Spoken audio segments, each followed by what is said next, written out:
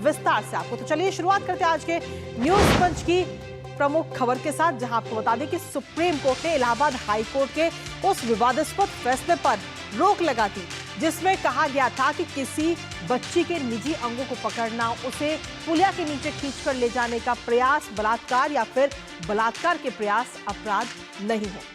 दरअसल कुछ दिन पहले एक मामले की सुनवाई करते हुए ये विवादास्पद टिप्पणी हाईकोर्ट की तरफ से की गई, जिसकी चौतरफा आलोचना भी हुई थी, जिसके बाद सुप्रीम कोर्ट ने इस पूरे मामले में स्वतः संज्ञान लिया और फैसले पर आज रोक लगा दी है। इसके साथ ही कहा कि हाईकोर्ट का ये फैसला जज की असंवेदनशीलता और अमानवीय रुख को दर्शाता है।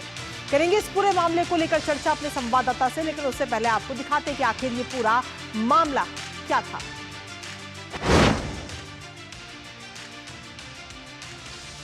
तो फैसले पर सुप्रीम कोर्ट की तरफ से सख्त नाराजगी जताई गई है और सुप्रीम कोर्ट की तरफ से कहा गया कि हाई कोर्ट का जो ये फैसला है वो वाकई हैरान करने वाला है। इसके साथ ही जज के ऐसे कठोर शब्दों का प्रयोग करने के लिए हमें बेहद खेद है। ये बात सुप्रीम कोर्ट की तरफ से आज कही गई सुनवाई के दौरान। इसके साथ ही कहा गया कि पूरी तरह से असंवेदनशीलता और अमानवीय दृष्टिकोण को ये फैसला जो है हाई कोर्ट का वो दर्शाता है कि किस तरीके से अमानवीय दृष्टिकोण है। साथ ही सुप्रीम कोर्ट ने अपनी टिप्पणियों में ये भी कहा कि विवादित फैसले में की गई टिप्पणियों पर दुख है। जो टिप्पणियां हाई कोर्ट की तरफ से की गई, जो विवादास्पद टिप्पणियां थी, जिनकी चौतरफा आलोचना भी हुई, और साथ ही सुप्रीम कोर्ट ने कहा कि फैसला लिखने वालों में संवेदनशीलता की कमी थी, यानी कि संवेदनशीलता उनके अंदर नहीं थी। ये बात सुप्रीम कोर्ट की तरफ से कही गई। साथ ही सुप्रीम कोर्ट ने यह भी बताया कि ये जो फैसला लिया गया वो जल्दबाजी में सुनाया हुआ फैसला नहीं है, क्योंकि जल्दबाजी में ये फैसला नहीं सुनाया गया, बल्कि सुनवाई के लिए 4 महीने तक इस फैसले को रिजर्व रखा गया और उसके बाद 17 मार्च को ये फैसला सुनाया गया। और 17 मार्च को जब ये फैसला सुनाया गया तो इस तरीके की विवादित टिप्पणी की गई। हालांकि फिलहाल इलाहाबाद हाईकोर्ट के इस विवादित फैसले पर सुप्रीम कोर्ट की तरफ से रोक लगा दी है। आगे चलते हुए आपको बताते हैं कि आखिर ये पूरा मामला क्या था और हाईकोर्ट की तरफ से क्या कुछ टिप्पणी उस दौरान की गई थी। दरअसल उत्तर प्रदेश के कासगंज इलाके की ये पूरी घटना सामने आई थी और ये घटना कोई आज की नहीं, बल्कि आपको बता दें कि साल 2021 में ये पूरी घटना उस दौरान सामने आई थी। साल 2021 में जब नाबालिग लड़की के साथ ये पूरी घटना हुई थी और उस पूरे मामले में ये सुनवाई इलाहाबाद हाईकोर्ट की तरफ से की गई। कासगंज के विशेष जज की कोर्ट में ये याचिका दायर की गई थी और याचिका पर सुनवाई हुई। उसके बाद में जो आरोपी थे उन्होंने इलाहाबाद हाईकोर्ट का रुख किया था। लड़की की मां ने इस पूरे मामले में पोक्सो एक्ट के तहत ये पूरा मामला जो है वो दर्ज कराया था। लड़की के साथ जिस तरीके से छेड़छाड़ हुई, उसके अंगों को छेड़ा गया और साथ ही कई सारी चीजें इस दौरान सामने आई। अभियुक्तों ने इलाहाबाद हाईकोर्ट में अपनी याचिका उसके बाद में दाखिल की गई, जिसके बाद ये पूरा मामला पहुंच गया इलाहाबाद हाईकोर्ट और इलाहाबाद हाईकोर्ट की तरफ से जब सुनवाई हुई तो इस सुनवाई में कहा गया कि सीधे तौर पर कि ये मामला गंभीर यौन हमले के तहत आता है। इसके साथ ही आपको बता दें कि इलाहाबाद हाईकोर्ट की तरफ से जो फैसला था वो आपको बता रहे हैं, जिसमें कहा गया कि नाबालिग को गलत ढंग से पकड़ना और पुलिया के नीचे खींचना ये रेप की कोशिश नहीं है। ये बात जस्टिस राम मनोहर मिश्रा की तरफ से कही गई, ये टिप्पणी की गई। तो कुल मिलाकर देखिए तो अब इस टिप्पणी को लेकर लगातार विवादास्पद बयान जो दिया गया उसको लेकर सुप्रीम कोर्ट ने फिलहाल रोक लगा दी है। तो इसके साथ ही आपको बता दें कि साबित होना चाहिए कि तैयारी के साथ रेप की कोशिश हुई, ये बात कही गई इलाहाबाद हाईकोर्ट की तरफ से।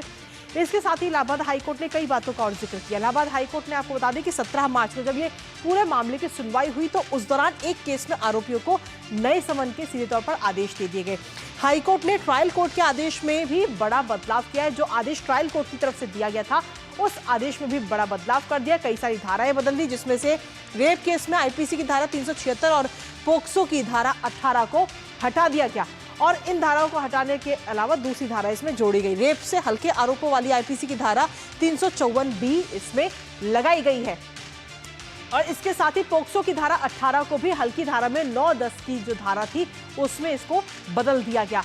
तो ऐसे में अब कहीं ना कहीं इस पूरे मामले को लेकर अब ये जरूर नजर आ रहा है कि सुप्रीम कोर्ट ने जब स्वतः संज्ञान इस पूरे मामले पर लिया और साथ ही इस फैसले पर रोक लगा दी है। हालांकि अब आगे क्या कुछ होगा उस पर नजर हमारी लगातार बनी रहेगी, लेकिन इसी के साथ हमारे सहयोगी विकास सारथी इस वक्त जुड़ रहे हैं, सीधा उन्हें करेंगे। विकास, क्या कुछ ताजा अपडेट है आपके पास में? आज जो ये अहम सुनवाई हुई, हालांकि इस पूरे मामले को लेकर चौतरफा निंदा भी इसकी की गई, कई लोगों की तरफ से प्रतिक्रिया इस पूरे मामले को लेकर आई जब हाईकोर्ट की तरफ से टिप्पणी की गई और अब सुप्रीम कोर्ट ने भी स्वतः संज्ञान लेके इस पूरे फैसले पर रोक लगा दी है। बिल्कुल देखिए, सुप्रीम कोर्ट में ये मामला इससे पहले यानी परसों भी आया था और उस वक्त एक जनहित याचिका दायर करके सुप्रीम कोर्ट से हस्तक्षेप की मांग की गई थी। हालांकि उस पिटीशन की पुअर ड्राफ्टिंग और जो भी उसमें ग्राउंड्स दिए गए थे उससे नाखुश कोर्ट ने इस पर सुनवाई से इनकार कर दिया था। लेकिन उसके बाद जस्टिस बी आर गवई की बेंच ने खुद इस मामले का स्वतः संज्ञान लेते हुए ये सुनवाई आज की, जिसके बारे में अभी आपने बताया कि उन्होंने कहा कि बहुत ही दुर्भाग्यपूर्ण है और इसमें बहुत असंवेदनशीलता दिखाई गई है हाई कोर्ट की तरफ से, जिसमें कि आप ये देखें कि पीड़ित की उम्र कितनी है, 11 साल की वो बच्ची जी है बिल्कुल। और उसमें कोर्ट की इस तरह की टिप्पणियां और इस तरह से इंटरप्रिटेशन करना पूरे वाकये का कि यहाँ पर रेप अटेम्प्ट की कोई बात स्थापित नहीं हो रही है, कहीं पर आरोपियों की ये मंशा साबित नहीं हो रही है, इस तरह की टिप्पणियां हाईकोर्ट ने की थी।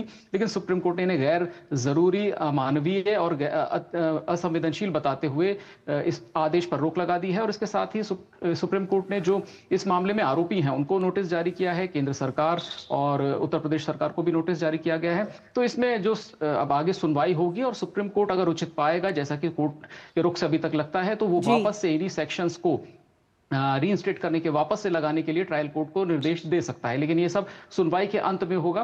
फिलहाल एक बड़ी बात सुप्रीम कोर्ट की तरफ से है वो ये है कि इस आदेश में कोर्ट ने काफी गलतियां पाई हैं और ये जिस तरह से इंटरप्रिटेशन इलाहाबाद हाई कोर्ट का था वो उसको कोर्ट ने बिल्कुल भी जायज नहीं माना है और इसीलिए इस पर रोक लगा दी गई है।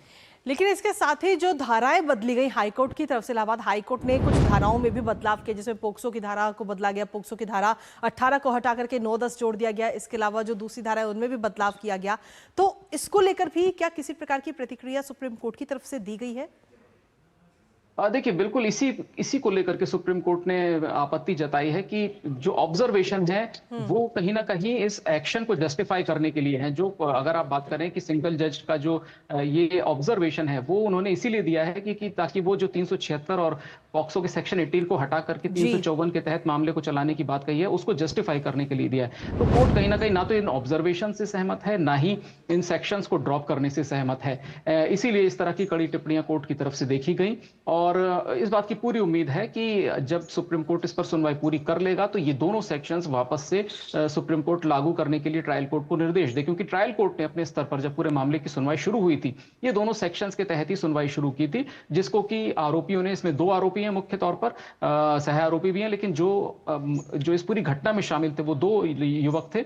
उन दोनों ने इलाहाबाद हाईकोर्ट का रुख किया था, अपील दायर करके ये मांग की थी कि 376 का सेक्शन हटाया जाए। उसके चलते ये पूरा आदेश इलाहाबाद हाईकोर्ट की तरफ से आया था। चलिए, फिलहाल बहुत बहुत शुक्रिया विकास सारथी, तमाम अपडेट्स हमारे साथ साझा करने के लिए। इस पर आप अपनी नजर लगातार